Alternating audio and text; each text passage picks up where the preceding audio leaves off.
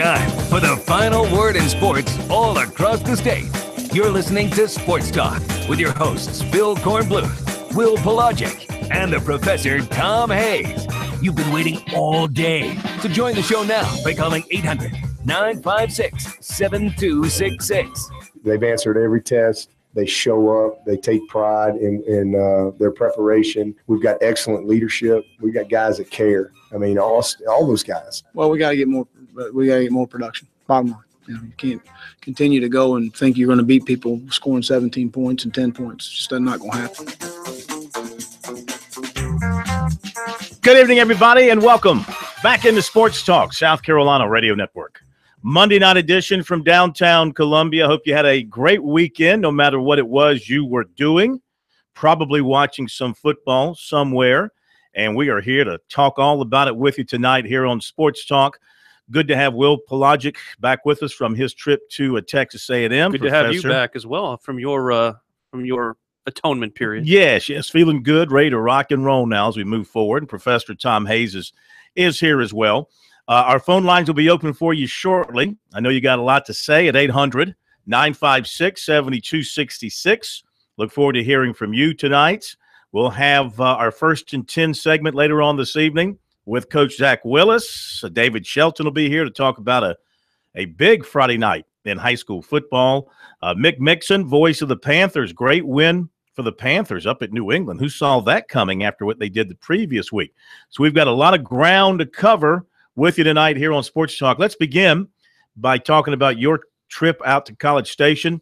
The Gamecocks, it looked like they had this game sort of in control in the second quarter, early third quarter, a lead on the road against a team that defensively the Gamecocks had a good plan for, and then it got away from them.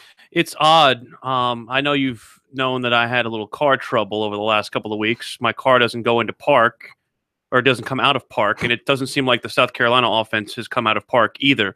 And they had to put in a park in order to try and replace one of their, again, injured offensive linemen. So a lot of what we've seen over the course of this season for the Gamecocks just continues to rear its ugly head.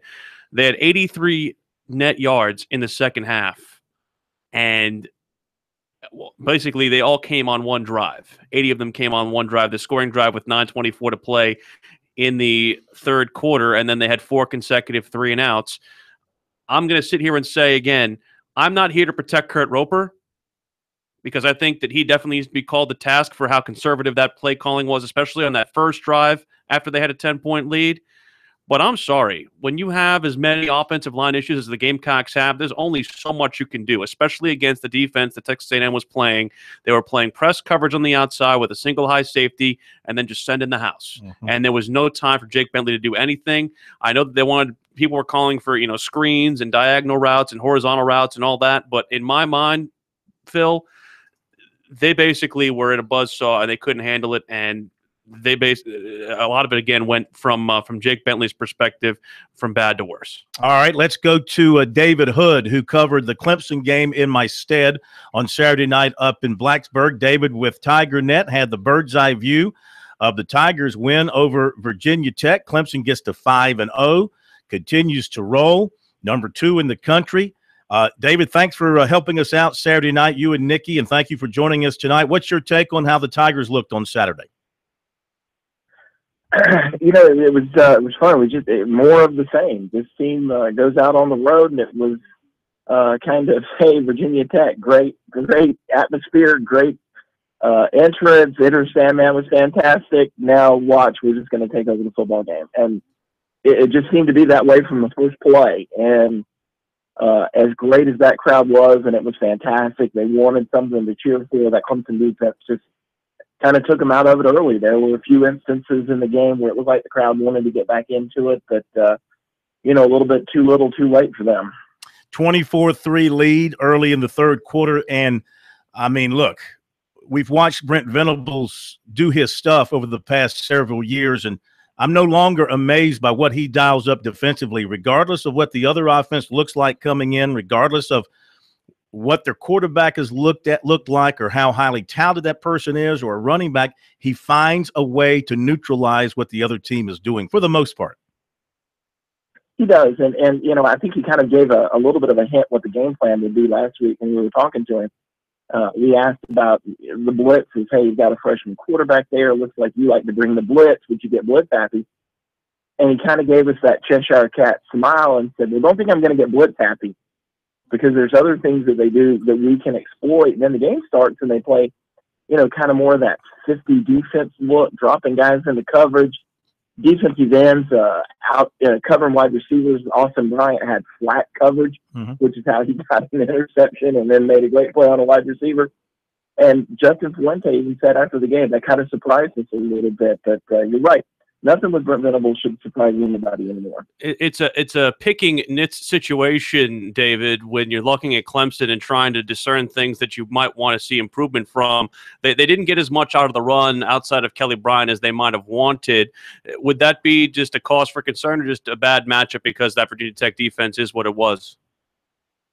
I think it's a cause for concern from a standpoint of, you take a look down the road and some of these teams that you may face later on in the season, well, that kind of offense isn't going to beat those teams. They've got to find a way to be good in both the running game and the passing game. And I asked Tony Elliott about that today. And I said, is this offense still a work in progress? And he said, yes. Yeah, we've only played 5 games together. You know, new starter at wide receiver. We got new starters at tight end. New starter at quarterback, new starters in the backfield. Everybody's still trying to gel, but they do. I think they have to find a way to really make plays in the passing game more than anything, because if you can make plays there, I think it's going to open up the run. But right now, looks like teams are going to come up and stack the line of scrimmage and say, we're going to let you run. We're going to make Kelly Bryant make quick decisions. We're going to make your wide receivers make plays. And you know, right now, that kind of seems to be the one part of the offense that may be struggling more than the other is the ability to make plays down the field. Well, David, I've been talking about his high school career, and Tavian Feaster was so good coming out of the backfield and at the slot in high school that I thought he would really be a good receiver for Clemson. It was good to see him show up on Saturday. It was, and if you watch how it went, he kind of leaks out of the backfield, and safety and the linebacker both went across the field with Ray McLeod on that little drag route, and Tavian just winds up out there all by himself. And another thing I asked Tony Elliott about today, can you see more of Tavian Feaster and these running backs in the passing game? And he said, well, that's one of the things we knew he was really good at coming out of Spartanburg. We knew he could catch the football, and he kind of gave us that little grin and said, I think you're going to see more of this going forward. We've got to find ways to get him involved in the passing game. And I sit there and think, boy, wouldn't that be something to spring a wheel route on them in the third quarter. David, thank you so much, man. We appreciate the great work over the weekend, and we'll be talking to you later in the week. Have a good week. All right. See you tomorrow, man. Thank you. All right, David Hood, Tiger Net, who, of course, he and his wife, Nikki, work with us in helping us to cover the Tigers when we need help, and we needed help on Saturday. I got a chance to go back and look at the South Carolina game, and called it in progress on Saturday night in the second half, and I went back and watched it. And I think I mentioned this to you, too, about I thought the game turned when the Gamecocks had built the lead, had forced a punt. They've got the lead in the second half, and they came out and they ran the ball a couple of times through an incomplete pass, and they punted away a quick 3-and-out, and then Texas A&M went down and scored, and things all turned. I heard what you're saying. The offensive line indeed now is in sad shape.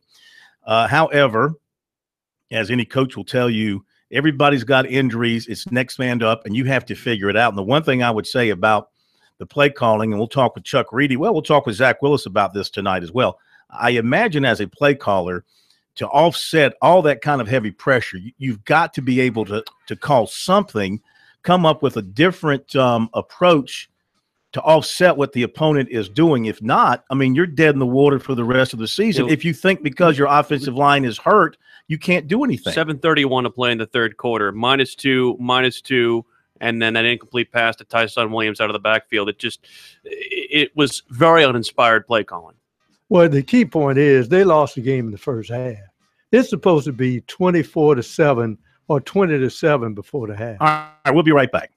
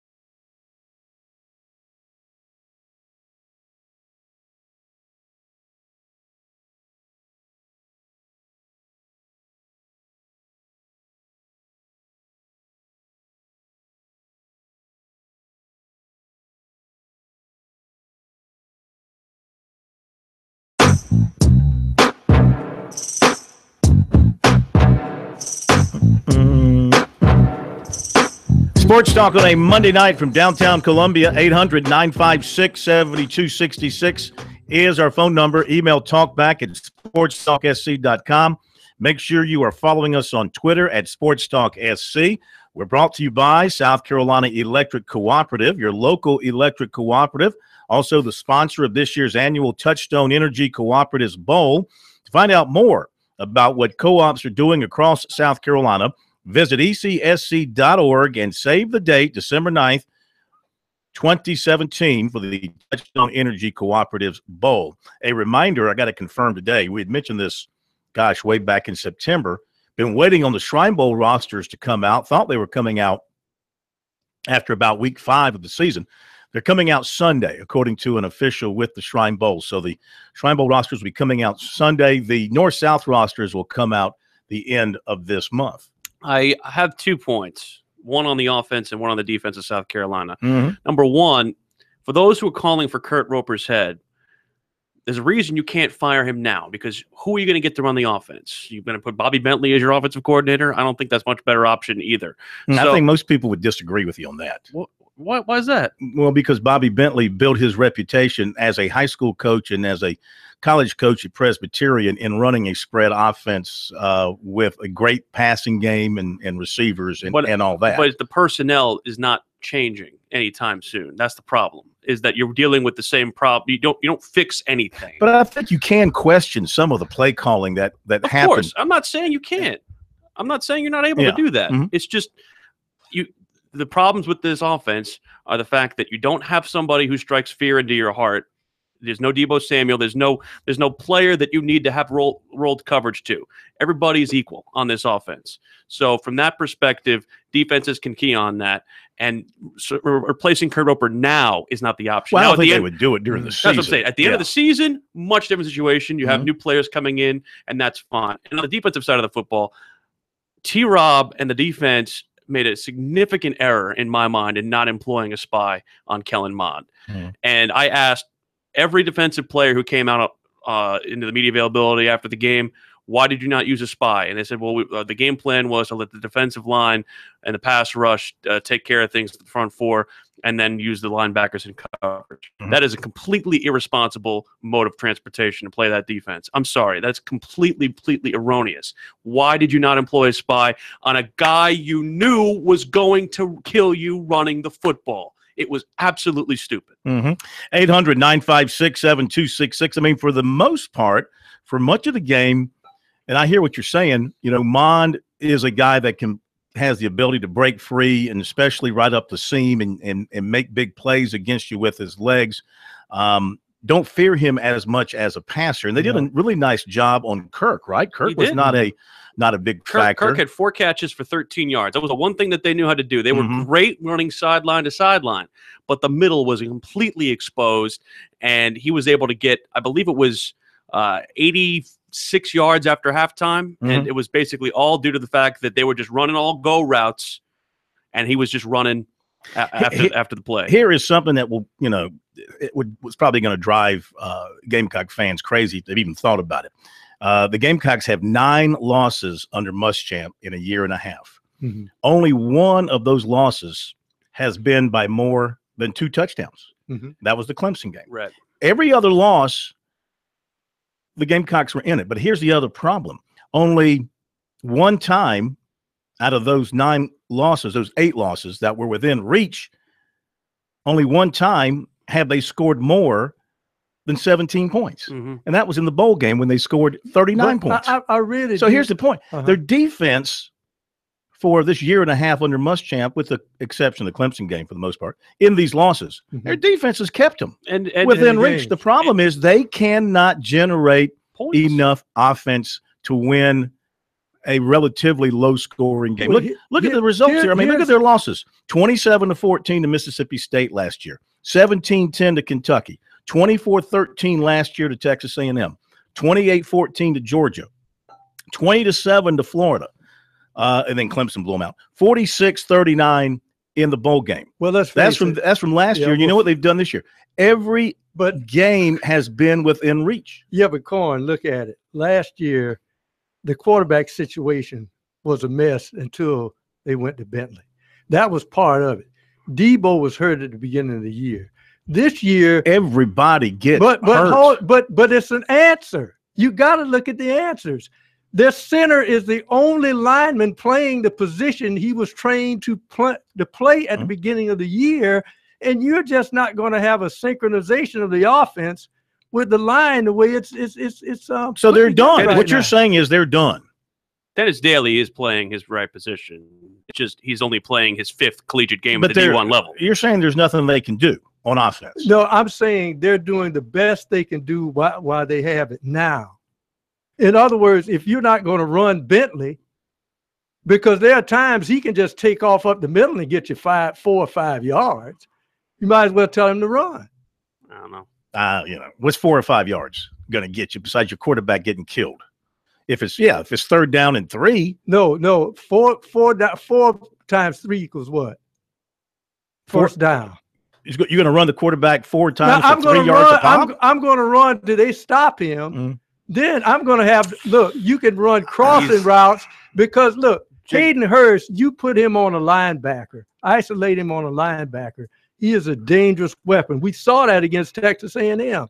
So you don't have a guy that can blow the top off the defense, even though I think Shi Smith is a guy that can do that. It's like we said last week. This offense does not have an identity, and I've been to all 3 of their SEC games. I still cannot tell you definitively what they do consistently well on offense. I just can't, because there isn't anything they do consistently well on offense.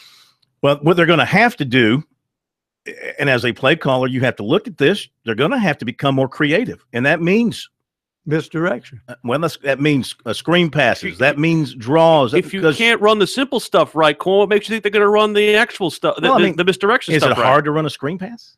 Yes. Did they call one screen? Did they call one screen against Texas A&M? It's hard for them to throw up Answer right now. the question. Did they call one screen against Texas A&M? They called at least 1 or 2. Anything to suck in the pressure and dump it off to a running back in the flat. They did call a screen, and Tyson Williams dropped the football. Okay. Well, if they called it and he didn't execute, that's that was the one thing that Jake Bentley said after the game was execution was the big problem. All right, to the phones we go, 800-956-7266. Let's go to Glenn in North Charleston. Glenn, how are you tonight? Guys, I'm doing real well as far as the tell, but enjoy the cool weather. It's very nice compared to the 90s. I love it this way. And I'm saying we do for a win. I think Arkansas is going to be a win. It's going to be at home, and I hope the students show up to rally around the boys because they're due for a win. They were competitive in the game. I'm not going to shut them down. I'm not going to rag them down. It don't do any good to criticize how they played. They played the best they could without Zach Bailey. Brian Edwards played a good game. He did a lot of catches. We stayed in that game for a long time. Texas A&M's always been a thorn on the side. It's tough to play in Texas. And don't fire nobody. It was nobody's fault. They was prone with injuries. So they have to rebuild a healthy team. Once they get Zach Bailey back in, I think he's due any game now to come back. And once they get a leadership back into that team, that might be the spark that they need. But they going to do better than 3 wins. Believe me. In fact, I wouldn't be a bit surprised, even though Arkansas has been a thorn in our side. I believe they're going to be a win for Arkansas. The Arkansas game Saturday, as I see it, is the most important game on their schedule. Now, wait, you're going to say, well, it's the next one. No. I'm saying this is the pivotal game of their season. They're 3-2. If you can beat Arkansas at home, now you're 4-2. You got a little bit of confidence, momentum. You're going to go to Tennessee, which obviously has got its problems. They do have a week off, so they'll have a couple of weeks to get ready for the Gamecocks. But let's say you beat Arkansas, you can go to Tennessee and win. Now you're 5-2 with Vanderbilt coming up. I'm not picking them to win any games outside of Tennessee and Wofford if they don't figure out what the heck to do on offense by the end of this week. Well, yeah, they've got to get something sorted out and figure out. Because you can't win the way you played on offense in A&M against any other team on the schedule outside of those two. All right, we'll be right back.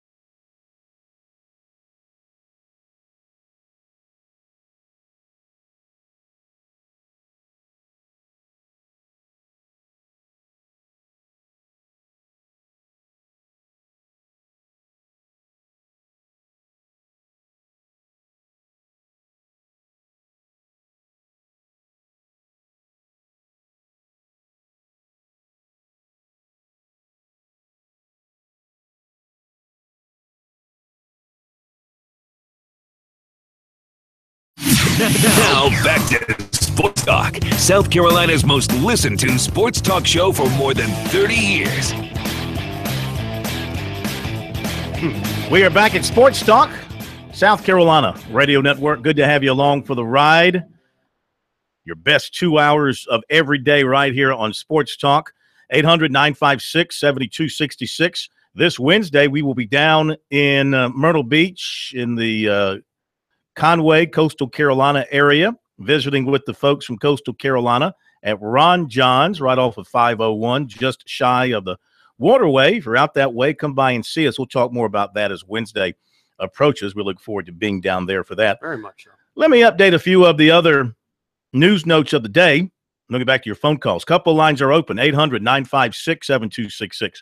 The new odds for the national championship from Bovada, Alabama goes from 19-10 to 7-5. All right. Clemson goes from 9-2 to 15-4. Ohio State from 7-1 to 9-1, and Oklahoma 8-1 to 12-1, and Penn State 10-1 to 12-1. ACC players of the week include Clemson linebacker Dorian O'Daniel, had a great game. 10 tackles, against sack, Virginia Tech. fumble recovery, and a pick six. He was the linebacker of the week. Also, of course, you know, the following weekend, not this coming weekend, the following week, Clemson playing Syracuse on a Friday night at 7:30. Short week for them. The USC-Tennessee game that weekend has been set for a noon kickoff in Knoxville. Early drive for you. Indeed. They have not decided if it will be on ESPN or ESPN2. Get you some Calhouns while you're there. Oh, I love Calhouns. Big fan. In fact, I was there one time eating, and it caught on fire. Had nothing to do with me. Special teams player of the week in the SoCon, Furman's Logan McCarter. The Big South players of the week include Charleston Southern punt returner Taz Lindsay, special teamers, and running back Terrence Wilson, who is the freshman of the week. And also, speaking of players of the week, I want to mention this. The South Atlantic Conference players of the week, two of them from Limestone, running back Deontay Fleming and place kicker Nick Smith. And it's the first time Limestone has had players selected for Player of the Week honors in the South Atlantic Conference. Beat I think Mars Hill, I think they beat. Yes, beat them 56-49 in double overtime. Very so nice. Congratulations. The new FCS coaches poll, Wofford is up to number 5. And the Citadel, boy, they got off to a terrible start against Sanford. Terrible start, and they fall to number 17. James Madison remains number 1, and North Dakota State remains number 2. And let's see, the Braves will have a new GM as John Capalella resigned today. He broke MLB rules regarding the international player market. It's not good. Not good. The Major League Baseball is very serious about those types of things that might cost them a draft pick or two down the road. And one final note from Clemson Golf. Former Clemson star Jonathan Bird won the Web.com Tour Championship today, 24 under, so he gets his PGA Tour card back. Yes. And Sam Saunders, Arnie's grandson, finished tied for second, former Tiger, and he too gets his PGA Tour card back for the coming season. Very nice. All right, 800-956-7266 is the number. We go to John in Florence. Next up here on Sports Talk. Good evening, sir. How are you? How you doing, Phil?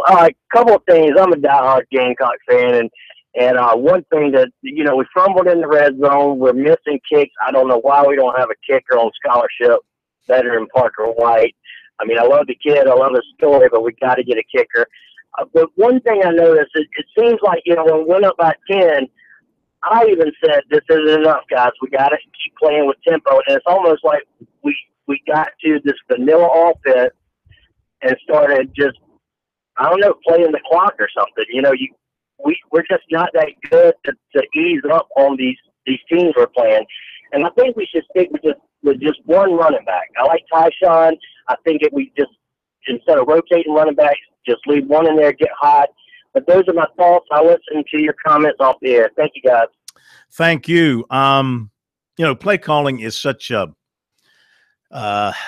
inexact science for those of us on the outside. I mean, the people up in the booth, they're the ones who practice their guys every day. They know their strengths, their weaknesses, and we don't. We sit on the outside and we second guess by and large.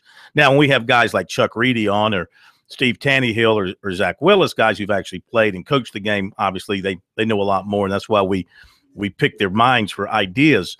So, just sitting here again, I think what you're saying, sir, I think is right on, and you were there and you could sense this. I mean, it just seemed like when they had the lead and a chance to bury them, they let off the gas. Now, they did leave potential 10 points on the field. The missed field goal, which was badly missed, and then you're in the red zone, you're moving the football, and Bentley fumbles, and they get no points out of that. Those 10 points, of course, could have made all the difference and really given them – because they were playing – in that second quarter and early part of the third quarter, offensively and defensively, they were playing with reckless abandon and with a lot of confidence. They left at least 6 points on the field with the missed field goal from White and the fumble from Bentley. It could have been 10 if Bentley got in the end zone. But I'm saying you at least could have guaranteed 3. Well, with their kicking, nothing's guaranteed. Well, they were so close to the end zone. With their kicking, nothing is guaranteed. Well, see, the key point is this is the way Clemson plays with their defense. As I told you, once you got a 2-score lead on them, you took Virginia Tech out of their game plan. But you get the extra 10 points from South Carolina in that first half.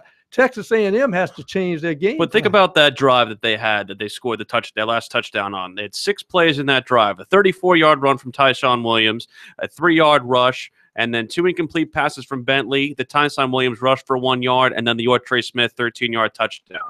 And that was all basically done off of that short field that they were, or not short field, but they had 2 long passes to Shi Smith and Ortre Smith. So in that mind, the pass was working. They had 1 run that worked. It was basically the only run that worked all day. And they go to the 2 runs in the ensuing drive. One of those runs, Muschamp said, was off of a check from the RPO because of the run box. So in my mind, they need to do some sort of adjustment on how they check to run with the run box because it's not working. All right, thank you for your call, 800-956-7266. We go to Brian in Conway. Hi, Brian. Welcome to Sports Talk. Hey, thanks. How are you? Good. Good. I came in a little late on your conversation about the offense earlier. I just wanted to get your honest opinion of Kurt Roper, and I can leave it with you and listen to you on the radio.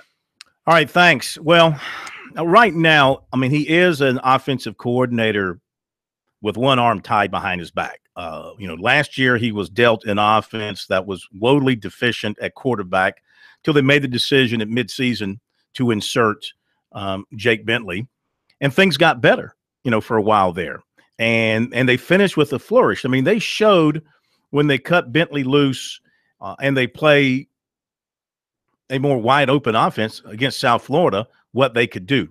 This year, they go out against a very, very good NC State team, and the offense puts 28 points on the board. Now, they were a healthy offense with Deebo Samuel and a healthy offensive line. Since then, it has been one back step after another for the offense, just in terms of the injuries and in terms of the production. So, again, he's not able to work with a full deck. Even when the deck is full, that offense has some limitations because they're just not that good up front. They have some good toys to play with in the skill positions, but they are still deficient on the offensive line. Kurt Roper is a miscast character, and I'll tell you why. Because he is an offensive coordinator on a team that has a defensive-minded head coach. He probably would work in a situation where you have an offensive-minded head coach who can either overrule him or provide some different kind of input. But the fact that he basically has autonomy over that offensive unit with no input from Will Muschamp, I think he's a miscast character in that way because I don't think he's a good enough coordinator to make that happen. Well, see, I can't make that judgment yet until he gets a healthy offensive line. I've seen it in Florida. I've seen it here. It's the same problem. If you had somebody who was an offensive-minded head coach that can either overrule him or provide some input, that's also why I wouldn't advocate for firing him, because a lot of times in that situation, the head coach will take over play calling duties or something of that nature, and you don't have that player or you don't have that person there. Well, what you're saying, I think, is something you alluded to earlier and what we talked about some last week, identification. Yes. What is the identification of the offensive-minded people? Don't know. And what's the identification of the offense as an offshoot of that? Couldn't tell you. All right, we'll be right back.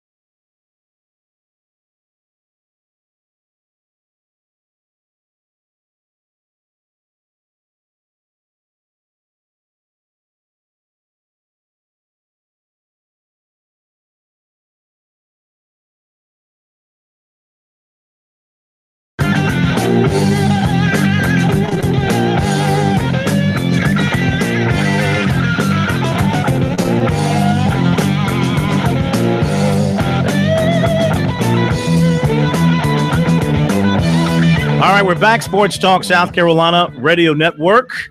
Coming up, David Shelton, high school. Zach Willis, Brain.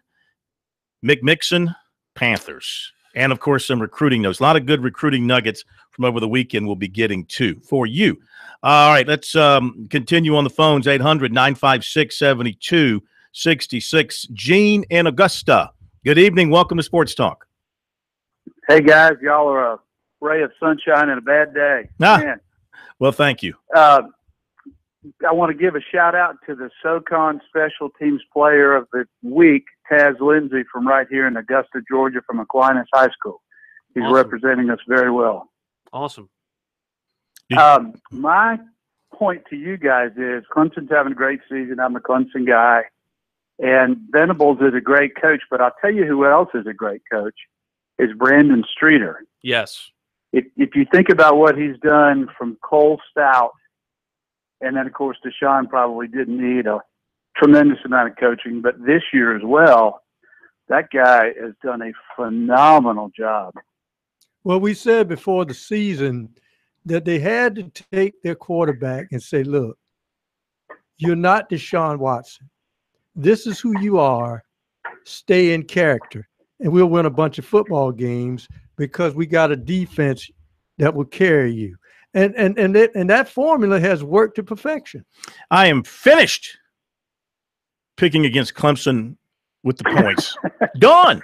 I am net. You know what? But, I mean, they did burn me against Boston College. They did burn me against Boston College because they didn't win big enough. Me too. I didn't think they would lose to Virginia Tech. Don't get me wrong, but I took the points. I thought Virginia Tech would play them to about a 6 or 7 or 8 point game.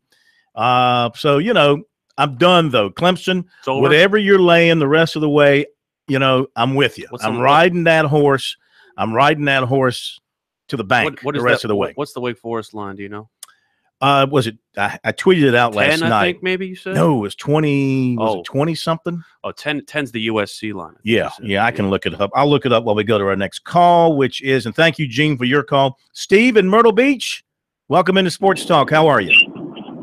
Yeah, I'm good, man. Listen, I'm going to keep pounding this horse until it dies, I guess. I think, again, we've seen Saturday night, and listen, I certainly am not going to try to act like I can call plays better than Kurt Roper, and I think anyone who does, who's never called plays, is way out of line to do that. But you made a good point. When the second, third quarters, we're playing with reckless abandon, this, that, and the other. Fatigue eventually takes over, and fatigue makes cowards of us all. So, again, I'm going to go beat that horse again. When we stopped recruiting for 4 years, that reared its head again. And I don't think you can accurately judge Will until he gets, in my opinion, and I don't know that we'll give it to him, but this is a 6 to 7 to 8 year rebuild. I mean, at one point Saturday night, we're playing with three third-string offensive linemen, but yet we're going to criticize from the booth a play call. I mean, again, we left 10 points on the field, and I get that. But it seems to me that the people that are real quick to criticize Muschamp and that staff right now laid back and did nothing while Spurrier did nothing. So, and the reason why we can't, play the defense necessarily that Will wants to is we don't have the talent to do that. We can't get pressure with our front four because we've got a bunch of JUCO linemen who fill spots from decommitment. And also, I mean, again, I think it's really a year and not even a half into his reign in South Carolina, and yet we're wanting to fire coaches and people questioning coaches who've never called a play in their life. And I do agree with one thing, and I'm a Pittsburgh Steelers fan, and the reason I say that is they made a good point yesterday. We've got James Conner as our backup running back to Le'Veon, and that offensive line has to block different ways for both of those backs because they're two separate backs. We have to stick with one back in that backfield to maximize whatever little talent we have on that offensive line because that goes into making holes and creating holes, knowing that running back and what they're seeing. But again, I'm just getting so frustrated at people just jumping all over this staff who really knows no more about it than I do. Right. So, again, I believe a lot of what played into Saturday night was fatigue. And again, that goes back to 4 years of setting on your can and allowing people to setting on their can and not going out and beating the streets and recruiting. I always enjoy your show, guys. Y'all take care. That's the best call we've had all day. Yeah, thank you very much. Appreciate that. And you're right. And I think if you can suck it up and be patient, I have no doubt that Muschamp will get it done at South Carolina. It's tough if you're a South Carolina fan, no doubt. It's tough to suffer through what's going on this year, even though this year, you're still 3-2 with some hope, but you go back to last year and then the year before that, and then the year before that when things started to decline under Spurrier, while your rival has emerged as a model program in college football. I don't think there's anybody in America, maybe not even Alabama, who wouldn't want to be Clemson right now. I tweeted this out overnight that look at Clemson right now. They're 5-0. They're rolling in their league. They're number 2. You got Kelly Bryant. Nothing as a player for 2 years, waiting his time, stepping up and being good enough, if not better than that, to lead this team. And now, not to mention that you've got Zarek Cooper and Hunter Johnson who can't get a snap. You got Trevor Lawrence waiting to come in next year, who by the accounts of the website people who see him and others, coaches who see him, they say this guy is another generational quarterback like Deshaun Watson was. So the question is, how much better is Clemson going to be next year? Here's the deal. As I said before, great teams is not always great on either side of the ball, but what they do is they maximize their strengths. Kelly Bryant will be a tremendous quarterback next year who will be asked to win football games because they're going to lose some of those defensive linemen. But guess what? He's going to be ready for the challenge. I talk about when Florida State had a stout defense and Bobby Bowden told Charlie Ward, throw all the interceptions you want, buddy, because we got a defense behind you. But when that defense graduated, Charlie was ready now to win football games, even though the defense had fallen. I don't want to be the coach on Clemson's staff that has to tell Trevor Lawrence he has to sit behind Kelly Bryant. Well, like Dabo will say, I'm sure when we get to the offseason and Lawrence enrolls in January, look, every year's a new year, and whoever's the best player is going to play. And how they handle that delicate situation will be – if all those quarterbacks stay at Clemson and those guys who were those 5-star guys sit on the bench and never get it, like Tucker Israel, they must really love the place not to want to go somewhere else and play. Let's roll it forward. I mean, so let's say just for argument's sake, Clemson goes off and wins the national championship. Are you going to let an incumbent quarterback who has won a national championship sit behind a true freshman? I don't think so. Again, and again, that's taking it completely to the. If Trevor Lawrence comes in and is as good as everybody says he is, but how good Kelly can Bryant he be? is going to have to step up his. How good can he as be? Good as Kelly has been, we all know there are some deficiencies. His medium range passing is suspect. Deep ball is great. Deep ball is great. I think Chuck Reedy might have been one of the first to point that out here several weeks ago, where he said he throws an absolutely beautiful deep pass and a beautiful sideline out route. Well, no, it's the fade. The fade. Yes. Throws an absolute beautiful fade. As Chuck said, as good as he has seen of a quarterback. But he has some deficiencies. Apparently, the hair has very few, if any, deficiencies in the passing game. The difficulty is when he learns the offense. I don't want an 18-year-old to defy an upperclassman to take the leadership out of that locker room that starter has developed with his teammates. That could cause some poison. Well, every time we think there's something in the road that Clemson can't get over, they plow through it. They get over it. Exactly. They get over it. Anyway, that's a topic for another day. We'll be back.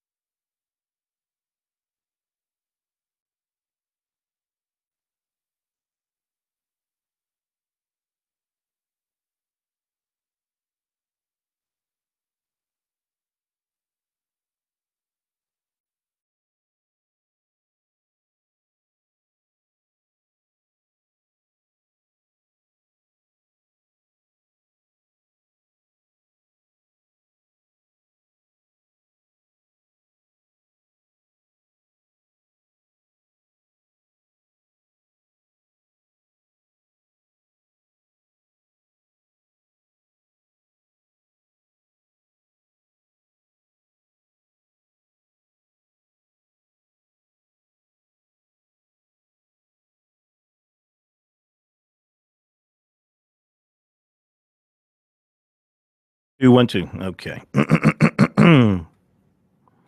Got a lot of little tidbits here. Tidbits. Coming down in 3, 2, 1. Clemson offered defensive back J.C. Horn of Alpharetta, Georgia. He's a USC target and a take it again. 3, 2, 1. Clemson offered defensive back J.C. Horn of Alpharetta, Georgia. He's a USC target and a current Tennessee commitment. He visited Clemson earlier this season for the Auburn game. He was at USC for the Kentucky game. USC was second on his list when he committed to Tennessee back in the summer, but Clemson has been on his short list even without the offer. USC target defensive back Savion Smith, Mississippi Gulf Coast Junior College, was at Alabama on Saturday, his second visit with the Crimson Tide since August. Clemson target receiver Justin Ross of Phoenix City, Alabama, made a visit to Auburn this past Saturday. He's also been to Clemson in Alabama.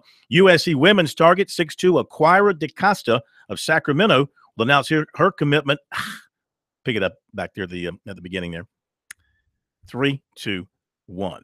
And USC women's basketball target 6'2" Aquira DeCosta of Sacramento will make her commitment October 10th. She also has Southern Cal, Tennessee, Louisville, and Baylor on her short list. Phil Kornblut, South Carolina Radio Network Sports.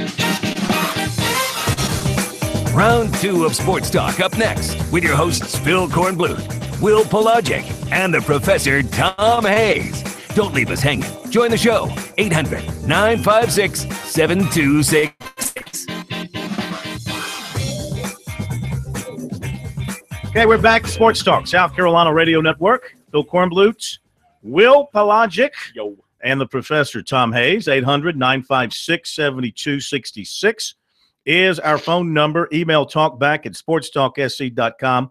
On Twitter at SportsTalkSC. Make sure you sign up and follow us on Twitter. Catch our periscopes from the stadium, where we bring you the information live right out of the locker room a few minutes after the coaches and the players have wrapped up every Saturday. This week, I get the Gamecocks and Arkansas, and you get the Tigers and Wake Forest on homecoming. I do. 12 o'clock kickoff. You better leave. Well, you're going up tomorrow for the press conference. Yes. You might just want to stay, because I can promise you the traffic is going to be horrendous. I'll have to go back across the state to Myrtle Beach to Ron John's for Wednesday. I'm going to be the one who's logging all the miles this week, sir. You are indeed. Clemson should roll. I mean, Wake had that Florida State game right there on the tip of their fingers. I think they're going to be a little bit down when they go to Tiger Town. I would think you're right. You know, it was Florida State scored with about 35 seconds to go, and then Wake did have a Hail Mary into the end zone to try and salvage it, but couldn't do it. But Wake is, pretty average D-line, but everything else is below average. Well, their quarterback is good. Yeah. John Wolford has been around for several years running that offense, and he's good. Get to see Matt Colburn, the Dutch Fork product, who's getting a lot of play at running back.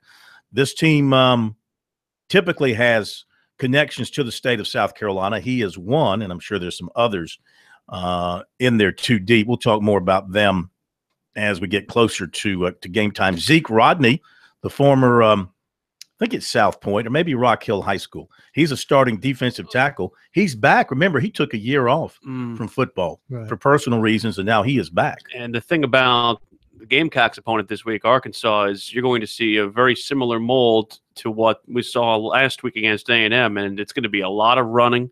There's going to be a lot of old school type football. They run with a fullback. The fullback actually is a guy I saw play in high school at Missouri, and he didn't go to Missouri because they don't employ a fullback, but Arkansas does. It's a very Big Ten-like mold that Arkansas runs, and they're going to run it right at South Carolina. But they will throw them first down. And they're going to run a guy named David Williams at South Carolina, and he's gone to Arkansas, and he has found a new life there. He is not talking to the media this week, so you won't hear anything from David Williams about coming back to Columbia. Doesn't want to be a, quote, distraction. Yeah. Arkansas has a very good quarterback in Allen, and they can score points, as we have seen. They beat New Mexico State 42-24 over the weekend, and Allen is very dangerous throwing the football. Whaley is your top running back with 119 yards Saturday. The freshman Chase Hayden had 48. David Williams, 15 carries for 47 yards. But Austin Allen is dangerous as heck as a quarterback. Of 26 for 264 and 3 touchdowns. So you just Belam's teams are known for lining up and power running the football behind a big offensive line, but Allen has given him a real throwing option at quarterback, and they rely on that as well. That run game, though, is like crack cocaine for Bielema. He'll want to run it. Yeah. All right, quickly back to the phones, and then we'll give you the recruiting report from over the weekend and into today as we go to Julius in Columbia, up next on Sports Talk. Hey, Julius. How you doing, Phil? I know you recognize my voice. Yeah. Good to hear from you, Julius. How you been? Yeah, I'm the same way, but you never realized what I had done before you met me at the newsstand. What's that? I was a high school football coach assistant. And I bet you played offensive line too, didn't you? Both.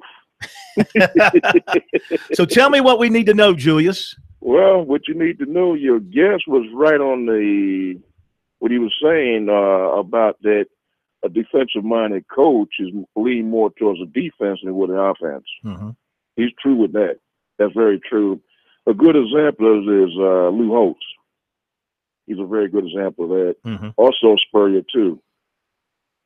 Well, yeah, I think that, again, when it comes to offense, you look at good offensive teams around the country, and either the head coach or the coordinator has a scheme in his image. Okay. Right. For example, I hate to keep using Clemson as an example, but I mean, it's a hard one. They're the best ones to use. They're so nearby. And that is, look what when Sweeney hired Chad Morris, okay, you knew what you were going to get in the offense, and that's what they built around. They built around his offensive philosophy. Right. So what is the offensive philosophy of Kurt Roper? Is it run pass option offense? Is it zone read? Can you tell me? I really don't know. Well, that's the big question. Now, do we not know because they haven't had the talent to implement it? Well, let's look at it this way, okay? When you look at the offensive line, okay, because I had played both offensive and defensive line, okay? You know, I don't know what their problem is, okay? Let's look at certain teams that Carolina has played in the past, like Wofford and Citadel, okay? Now, those guys, shouldn't have that much talent as Carolina's. So why are they blocking better than the lineman Carolina has? Think about that. Well, I mean, look, Wofford and the Citadel, they run the triple option, and they run it 99% of the time, and that's all they do. But what I'm saying is this, okay? You know what they're running, and you know it's coming at you. Yes. That's what I'm saying. So basically, it's just like Lou Holtz's philosophy is this, okay? Offensively, your linemen, they have to block, okay? Your backs have to block also, too. Your receivers has to block, okay? It takes one person, okay, out of that group of receivers, backs, or linemen. If one of them miss a block, the whole thing goes awry. The whole thing fall apart. Yeah. When I was watching the third quarter of the game, okay, because I wasn't really paying too much attention to the game. I just had the TV on, okay. Mm-hmm. I thought they were running screenplays. Did they run any screenplays? I mean, you mentioned the one that Tyson Williams dropped. It was hard to tell because the way the defensive lineman was coming in, it looked like. Oh, I see what you're saying. He's saying they were Olay in the guys. Offensive line was a sieve. Yeah, it was almost like that. It was almost like Olay. Yeah, and I recall, and thank you, Julius. We appreciate the call. Good hearing from you. I remember one sack on Bentley where Tyson Williams Olayed whiffed the linebacker coming right up the middle, and he plasters Bentley. Pro talks about Alan Knott. It was one time Alan Knott basically did everything except hog tie a guy. He was the guy who ended up getting the sack. Yeah. So nobody is beyond criticism on that unit. All right. Thank you for your phone call. We really appreciate it. Let's give you the recruiting report for tonight. David Shelton coming up in a few minutes. Zach Willis might have some answers for us when he joins us for First and 10 with Zach Willis at the bottom of the hour. As far as recruiting goes, Clemson has offered defensive back J.C. Horn of Alpharetta, Georgia. He's been a USC target. He's a current Tennessee commitment. Now, you know what's happening. The blood is in the water with Tennessee's recruiting, and the Sharks are circling, okay? He has visited Clemson earlier this season for the Auburn game, and he was at USC for the Kentucky game, and USC was second on his list when he committed to Tennessee in the summer, but Clemson has been on his short list even without the offer. USC target defensive back Savion Smith of Mississippi Gulf Coast Junior College was at Alabama Saturday, his second visit with the Crimson Tide since August. He has offers from Alabama, USC, Ole Miss, and Mississippi State. USC offensive line coach Lance Thompson spoke with offered defensive end. Did I say offensive line? USC defensive line coach Lance Thompson. Did I say it right the first time? Yes, you did. Okay. USC defensive line coach Lance Thompson spoke with offered defensive end Mario Dungy of Highland Junior College in Kansas yesterday. They're working on an official visit date. If his team doesn't make a bowl, the visit might happen the Clemson weekend. If not, he'll visit after the season. Dungy said he's also talking with Maryland, Kentucky, and Kansas. USC's his best offer at this point. He does feel good about the Gamecocks. Offensive lineman Damian Lewis of Northwest Mississippi Junior College last heard from USC O-line coach Eric Wolford about 3 weeks ago. He said Wolford told him the offer is still on the table. He made an official visit to USC in June. He went to Kentucky for the Florida game officially and is scheduled for Ole Miss on October the 20th. We got more coming up.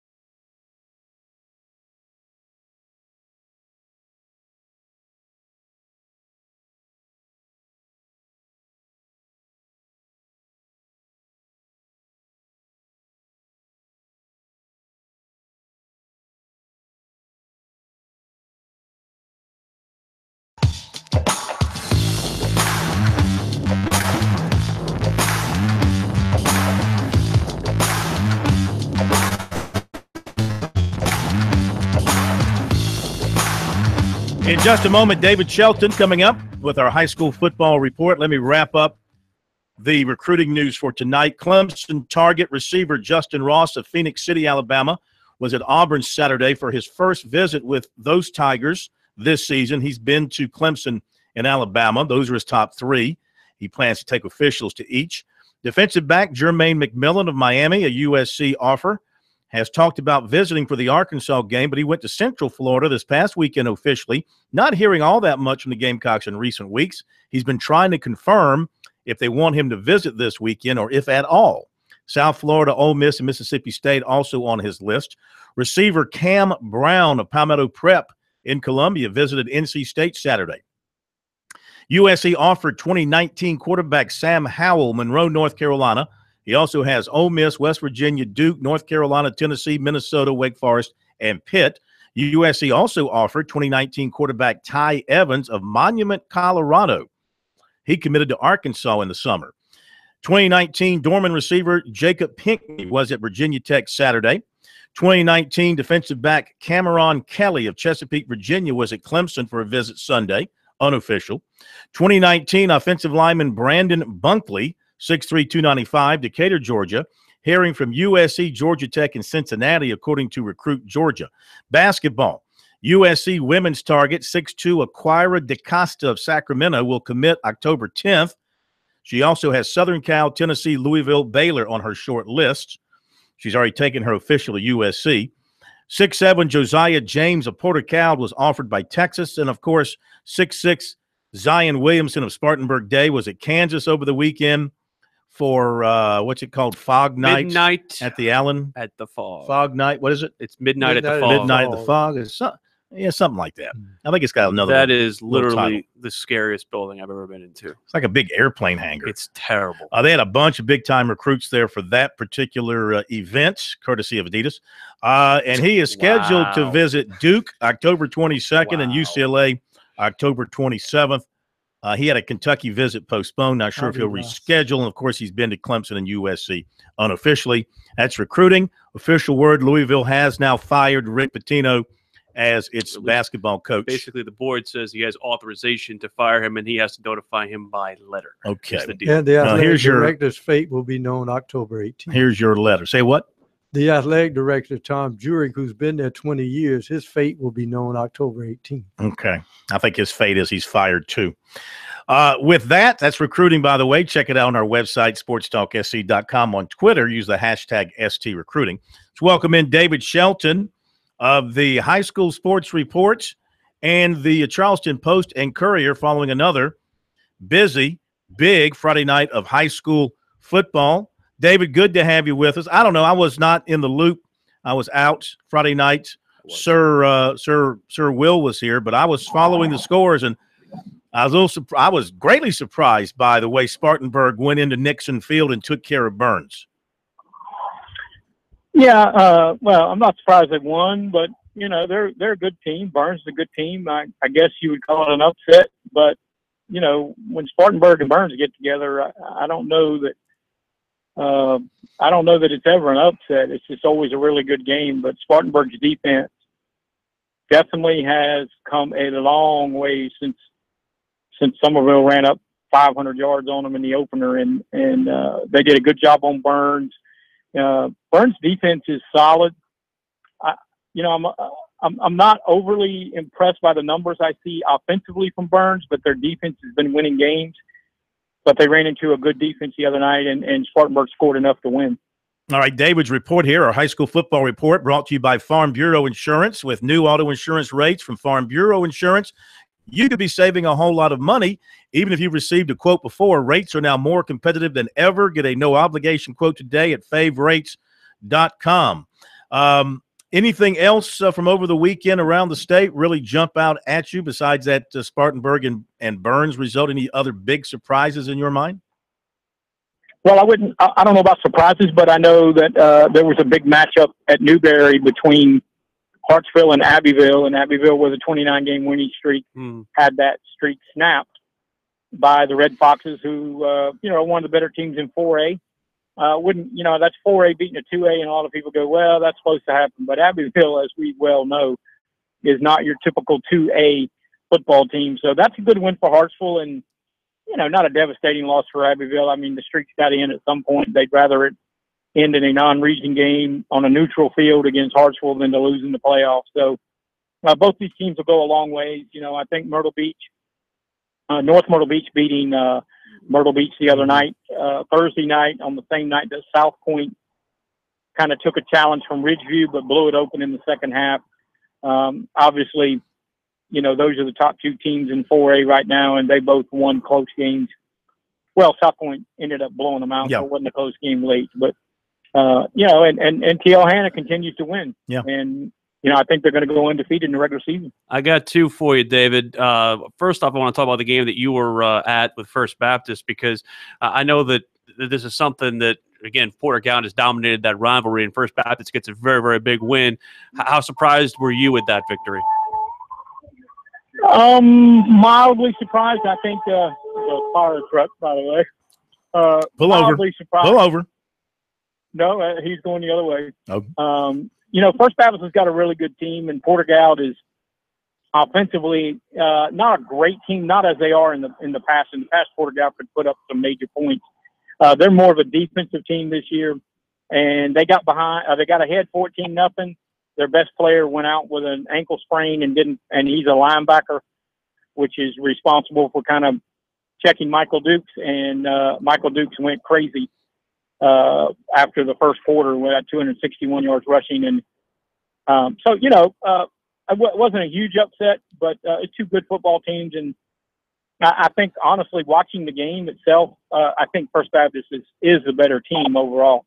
I think they've got a pretty good shot to repeat as AA champs in Skeeza. And the other I want to ask you about, it's not necessarily the result that's surprising, but the road to it with Somerville and West Ashley, because West Ashley came in at 2-3 or 2-2 rather, and still winless in their region, and you go toe to toe with Somerville, and Somerville needs a late field goal to make that win happen.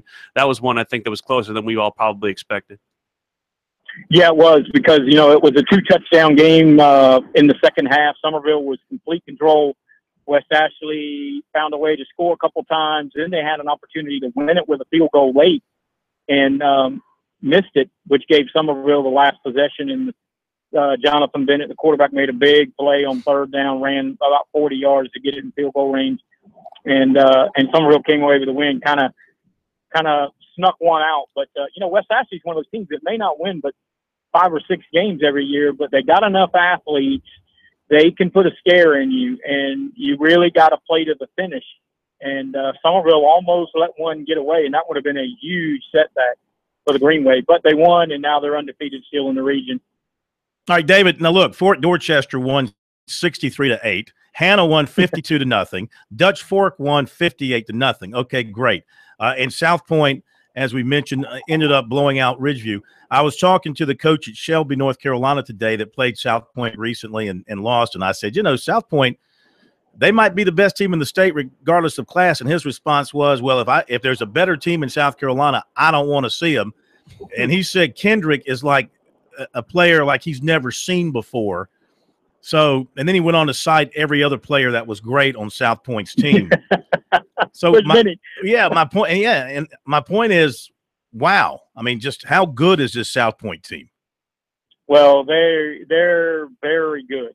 They're one of the top teams in the Southeast, really a national type team. 1, they have great players. 2, they're well coached. 3, they have a great quarterback. And when you have a great quarterback at the high school level, you can beat a lot of teams because he can do a lot of things. And then the 4th thing is their defense. I mean, their offense scores a ton of points. Nobody really recognizes how good they are defensively. They're athletic. They got guys up front that can pressure the quarterback. They can cover in the back. Their linebackers aren't big, but they can run. I mean, they're a complete and let's throw in they got one of the best kickers in the country. Yeah. So they're a complete team. And, Ridgeview had them on the ropes a little bit at halftime, but you just kind of not being there, you just kind of watching things develop on Twitter, and you're just like, you know what, they're going to blow them out. And sure enough, they did it with Kendrick. All right, we got to run, David, but thank you so much. We'll be right back.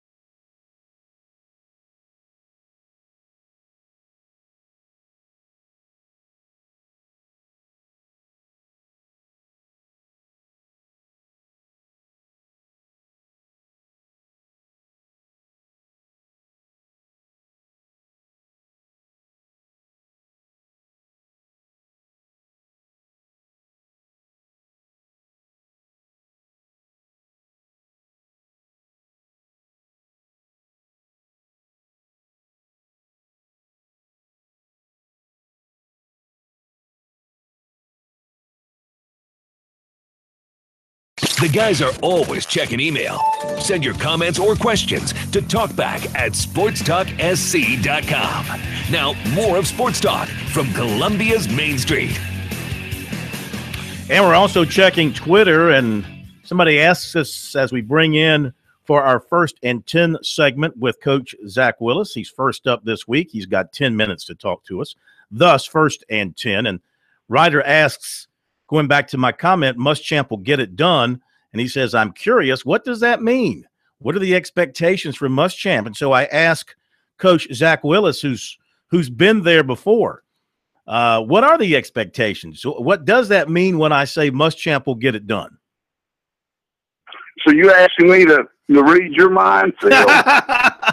Don't go in there. You come out blind. Yes, indeed. Oh, my God. If you can find your way around in there, it's cavernous. Well, I mean, look, do you want to be a legitimate SEC program or not?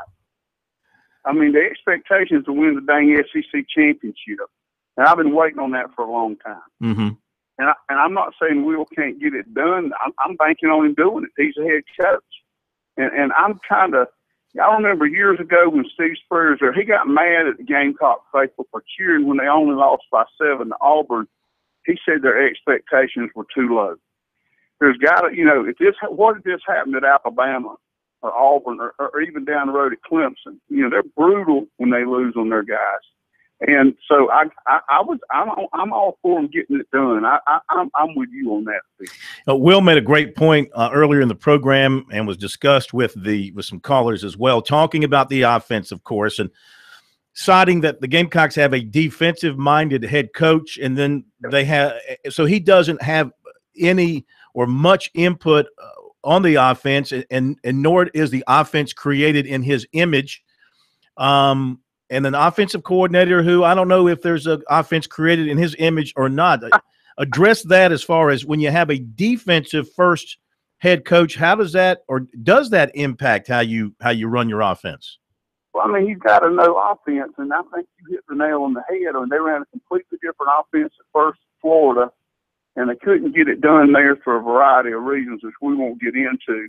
And up here, I'll rewatch these games, and take seriously the comments I make here. We got a lot of folks listening and putting their trust at least a little bit, at least in what we're saying. Mm-hmm. Here's what I see is there's no offensive philosophy. You got 3-step protection and 5-step route and drop by Bentley. And the Texas A&M defensive ends running right around the offensive tackles. When the tackles are blocking there, they went to that godforsaken slide protection down in the red zone and let Dowdle try to block Texas A&M's 6'3", 255-pound pass rushing machine, and he forced a fumble. And the offensive tackle sitting there, you can go back and watch it, block in air. Right. And I just don't get that. I don't know who. Here's the thing the fans need to understand. We don't know who's setting that protection. Who's deciding what, because there's a protection call and there's a route call, and they have to be what we call married up. They've got to fit each other. It's easy. Slide protection. When I talk about the line of sliding, it's high school protection, but it's for a 3-step drop quick game. Okay, 6-man or what we call a surprise 60, because we're geniuses and we can't remember very much more than that in football. 6-man protection is a deeper drop protection by the line to form a pocket so that Bentley, God rest his soul or bless his soul, at this point, can get some adequate protection in a true pocket so he can take a deeper drop and throw a later developing route. Right now, until they get that sorted out, they're going to continue to struggle, but the scheme is a lot of the problem, and you can't blame injuries and you can't blame the field goal kicker for your play calling. I mean, when the fan base hears that, they're going to go bananas. And then we come in at halftime, have another injury, and the head man says, we don't make excuses, and they've led the broadcast off with nothing but excuses. So, the message that's going out right now, the politicians would call it the optics are not very good. If you clean those up, and the message that we're sending out, I think that this program's 3-2, and you think they're 0-5.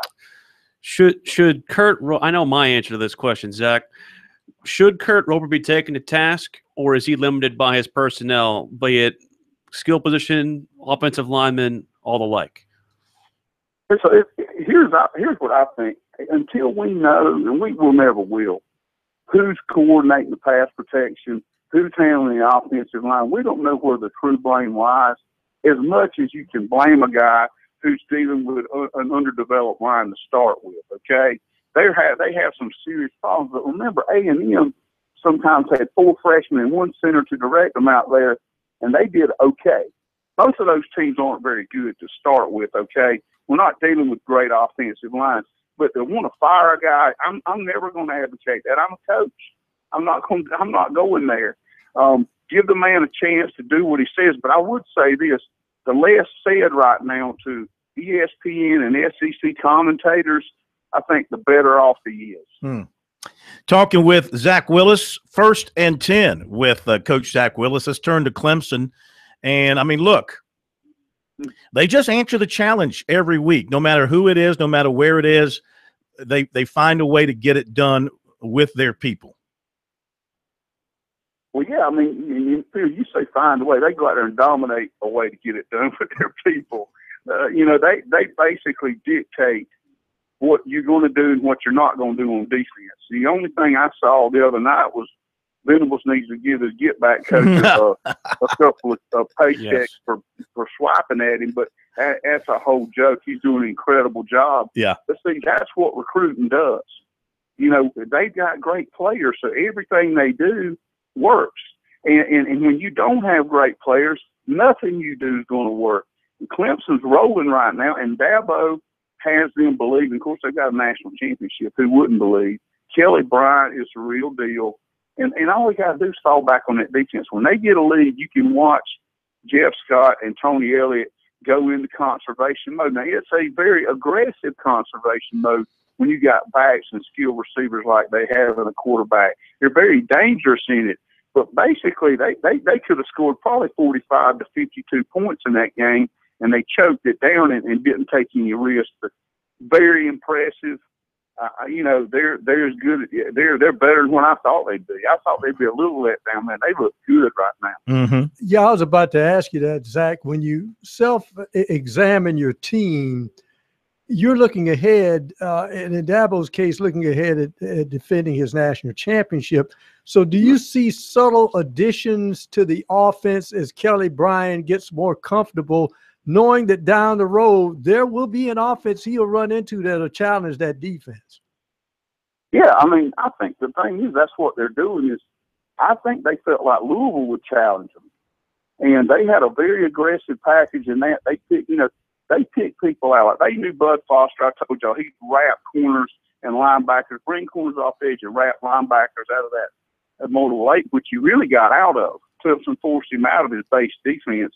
But they found number 25 to safety and got Hunter Renfro on the corner route early on to establish you ain't going to run that blitz or we'll score on you, we'll big play you. Because he couldn't match up in coverage on Clemson's receivers. So they're thinking ahead. They're dictating the pace. And I'm sure right now, I know they've got North Carolina State in Raleigh. That's looking down the road. I don't want to look ahead, but that's going to be a trap game for them. I thought this would be a trap game. I thought Louisville would be a trap game. But they seem to – but Dabo said it. They're battle-tested. And there's nothing better for a team than that sort of mental toughness and confidence in any situation. And, man, how wild was that stadium when that game started? Oh, yeah. Hey, we got about 30 seconds. So tell me real quick, going back to USC, in a situation where your offensive line can't block the pressure, but you got to run something, you just can't run the ball into the middle of the line, what do you do to counter it? You got about 40 seconds. First of all, bubble screens and hit screens outside, true spread plays that are really nothing more than running plays to get those really good athletes, the best people you got, one-on-one to make the guy miss it. All you want is 5 yards still. And then as they fill the route, to take those routes away, you attack the soft underbelly and just literally count the boxes. Basic spread. Carolina's not a spread team right now, but they need to be one, and Jake Bentley will be the one to get them to win. And that would take pressure off that offensive line, just those quick, short passes. Even with press coverage? Willow Piper College, we had no offensive linemen. I had a spread coach. We went to Rich Rodriguez, really the father. Hate to do this. We got to hit a break. Thank you, sir. Back in a moment.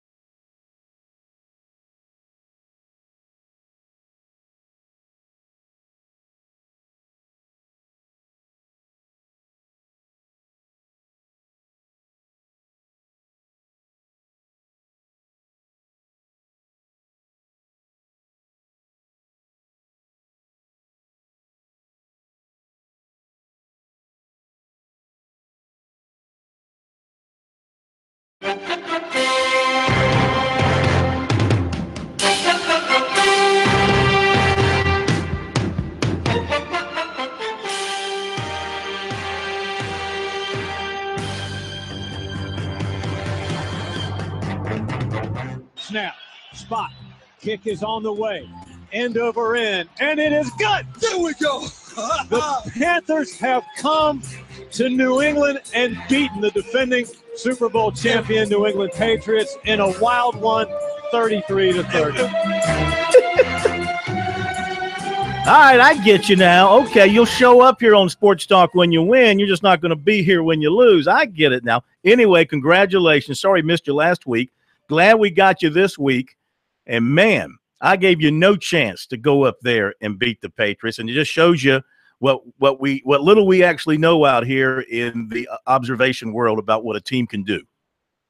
Nobody knows pro football, Corn. It defies examples all over the NFL just at the quarter post so far this year. I feel bad about last week. I don't know what happened. I had my cell phone. It was just one of those where I was waiting for your call and y'all were trying to call me, but it never went through. So that's on me, but I wasn't ducking you. It was a bad loss to New Orleans. We could have broken it all down, though. That's okay. That's okay. Let's forget about that and talk about all the good things that you guys did yesterday. And, I mean, listen, to go up and beat the Patriots at their place with Tom Brady and all that, and the fact that they were starting to kind of get into a little bit of their early season role, and you guys wouldn't let them take control of the game and pull away, and then you win it at the end. Not letting Brady back on the field was clutch. I mean, even with 20-something seconds, if he could have got back on the field and, you know, zip, they're in field goal range. Gostkowski's got a huge leg. I mean, he's good from 60. So it was perfect. The Panthers handled the clock well. It was another low penalty game, Corn. The Panthers only one accepted penalty. New England had, I think, 7 or 8 on them, and the Panthers had 3 first downs by penalty. So if the Panthers could clean the turnovers up, I mean, there was a little bit sloppy Newton interception, and then Jonathan Stewart, normally a back with excellent ball security, coughed it up inside the 10-yard line. It could have been an even more complete showing. Having a lot of friends in the NFL still, as I do, Mick, I talk to them, including one of them who covers the Patriots, and they tell me that this Patriot defense is a sieve. And I look at the numbers. You had a 444-yard day of net total yardage against them. Was that Patriot defense an Achilles heel of theirs? I think so. It's just uncharacteristic to see receivers running free against the New England D. I mean, they have some communication issues, it seems, in the back end. No, they've had some injuries, but, you know, they'll get it figured out. And Tom Brady at age 40 can spin the ball. I mean, he's just incredible, and the calm that he has. I mean, once he figures out what you're in and how you're trying to defend him, it's almost not fair how good he is.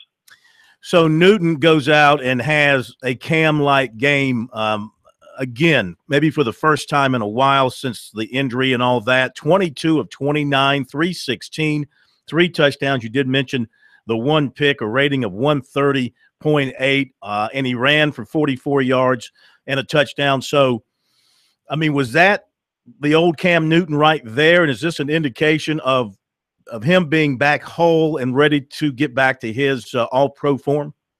Hopefully, Phil. He had a good week of practice. He took all the reps, made all the throws during the week. I think that helped. And then there was also Mike Shula, tip of the cap to the Panthers' O coordinator. He called some of those quarterback power, QB dart. The ride and read option was back. Newton gave it up most of the time on that, but there were free yards there had Newton kept the ball. So Cam Newton returning with his full degree of weaponry, I just think he was happier. I think he likes being able to run some. It's part of who he is. And I don't know, maybe it helped him in the passing game. Mm-hmm. And also it looked like he was more comfortable, Mick. We know that when he first started, and rightfully so, you got a Linus blanket like Greg Olsen, you're going to throw it to him. So the key point is he getting more comfortable now playing offense without having to rely on looking for Greg Olsen. Right, a good point. In the post-Steve Smith era, the ball should not go to the elite receiver, the petulant one who wants the ball, or all-pro tight end. Where the ball should go where it should go on the play, no matter who that is. We're seeing that now with Newton. He targeted 8 different receivers yesterday. 6 of them caught passes, and that's the kind of offense that's hard to defend. So did you have to turn to Eugene before the final kick and say, "Let me call the kick" before you scream? Well, that doesn't do any good. I mean, yes and no. I thought he demonstrated, by his standards, remarkable restraint. I got to say that the kick was good, and then add one or two things in there. Eugene was pumped up about the win because he predicted it. He thought that the Panthers would win. He said in the pregame show that the Panthers are going to hang in there, and then Gano is going to kick it at the very end, and we're going to win. I know that it's something that's a nitpicky thing, but we really have only seen one representative game in Christian McCaffrey's young Panther career. Is he still having kind of an adjustment period? Again, I know he had a great receiving day last week against New Orleans, but other than that, the numbers have been somewhat pedestrian from him. Well, he's part of the puzzle. I think what I'm hearing from the coaches and the players is that McCaffrey had a very good game against New England without the football, that he blocked well. The Panthers used him as a decoy on the Fozzie Whitaker screen, the double screen where Whitaker scored left side. That doesn't happen unless the defense is paying pretty close attention to the Panthers' #1 draft pick. Okay, you got the Lions on the road next week. As a Packers fan, I could use a little help there, so take care of business for me, if you would. We'll do it, and let's talk next week, and I can't wait to talk to you, hopefully, about a 4-1 Panther team then. I'm in favor of that. And what you got coming up on your show with the Panthers tonight? Coach Rivera will be there. Corn, thanks for mentioning it. And then Tyler Larson, center, will be our player guest. Beautiful. Thank you, Mick. Have a great night. Talk to you next week. Appreciate it, guys. Voice of the Panthers. I'll Mick tell you Mixon. what was big last night. Yesterday was Funchess. They've been waiting for him to turn the corner. If you got two big wide receivers like he and Benjamin, they can be doubly dangerous. All right. Tomorrow, a Talking Tuesday. I'll be over with USC, Will Muschamp, and the Gamecock players, and interested to hear what they have to say moving forward about this Arkansas game, which I now see with the Gamecocks sitting at 3-2. This will be the halfway point of the season. Again, I mean, it's simplistic to say 4-2 looks a lot better than 3-3, but if you look at what they've got ahead, if they can somehow manage to win against Arkansas at home. Could you do me a favor? No. Don't ask Will Muschamp, is it going to feel better to be 4-2 than 3-3? Just don't ask that, because that gets people in trouble. Got to check my wardrobe. If you ask that, well, Peach, I was about to tell you. Anyway, if they can get to 4-2 with a good win over Arkansas, then I will like their chances going to Tennessee and winning there and being 5-2. And then you got Vanderbilt at home. If this team could get to 6-2, I mean, that puts them – look, they're not going to beat Georgia. I'll give you that. I won't discount them beating Florida at home. They're not going to beat Clemson now, and you beat Wofford. That's what? That's 8-4. If you're South Carolina, 8-4 would look mighty fine to you at the end of the regular season. I tell you what, when healthy, Vanderbilt looked very dangerous. Well, the defense Florida is tough. It's a lot of and their offense looked good too. I'm telling you, they look pretty good. And you're going to go up to Clemson to visit with the Tigers. I will visit with the Tigers. I'll talk to Dabo Swinney. I'll hear him wax poetic about yet another team in the ACC that I'm sure is very great, well coached, and they're going to give us issues, and we're not perfect now. And he'll use whatever Jedi mind tricks he will to try and motivate this team. Look, they're going to roll Wake Forest. They're going to roll Syracuse. Yeah, they're 22-point favorite. I would take Clemson, lay the points. They'll roll Wake Forest without any information being shared by. Yeah, really. I think if Wake had won over Florida State, they'd be certainly sky high, and because they'd be undefeated and coming into to Death Valley. I really don't see a worry on this team's schedule until November 4th. Just like Kansas State, Vanderbilt coming off sky high against Kansas State. Here's my question: and getting pummeled by Alabama. Who would you least want to be today? Ed Orgeron or Butch Jones?